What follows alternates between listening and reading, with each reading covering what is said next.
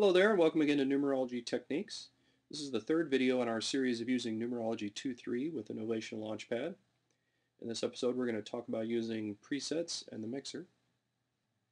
So looking again at our project, I've gone ahead and fleshed out several of the stacks here with some presets. If I jump over to the mixer, I can see those. Over on the Launchpad, I'm still in rack navigation mode. I can look at the presets by clicking the session button. And there is one column of buttons for each stack, starting with the first non-clock stack, so that would be the mononote. Next one over we have the drum sequencer and the polynote. There are no patterns yet for the chord sequencer. We're not going to use that this time around. Also, there are two more stacks here. These are for the auxiliary stacks. And if I want to select a preset, I can just push a button. If we have an amber button, that means that a preset exists there. If it's green, it means it's active. And when the transport's running and you're queuing a new preset, it'll show up red briefly. If we want to see the mixer settings, we can just jump over to that mode. And the initial page here, there are 3 pages for the mixer. Shows us volume and mutes. So we have our volume values in green from minimum to maximum. And then our mutes are along the bottom. We have 3 stacks muted already, which are our 2 auxiliary stacks and the chord sequencer stack. So if I start the transport, we've got 3 parts running. I can adjust the volumes pretty easily. There's our drums, the polyphonic sequence, and the bass line. I can jump over to the presets page and I can change the presets.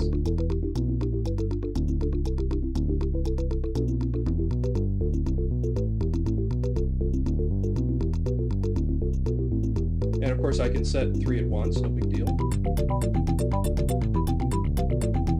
Go back over to the mixer, we can turn on our auxiliary stacks. Oh, that's too much send, I can bring the volume down here. If I want to change auxiliary levels, I can jump here. And the way this is set up is that along the top row we have a red light that indicates which of the 8 auxiliary sends we're addressing. So this is the first send, this is the second. There are no other aux stacks, so there's no point in looking at the other sends. If I want to set the level, I can set the levels with the bottom 7 row buttons. Okay, very straightforward. If I want to set pans, that's the middle page for the sequencer. This is a lot like setting the groove on a mononote sequencer. I can pan to the right or the left very, very easily. The last few things I'd like to show you are some actions you can do with the Launchpad. First of these is starting and stopping the transport, which until now I've been doing with the space bar on the computer.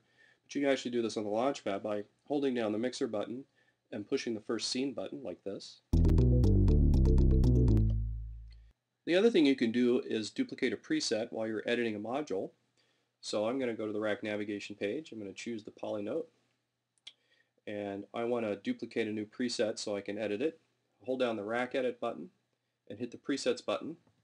And I'll just go ahead and do this twice. So then when I jump over to the presets page, you can see I have 2 new presets for the polynote.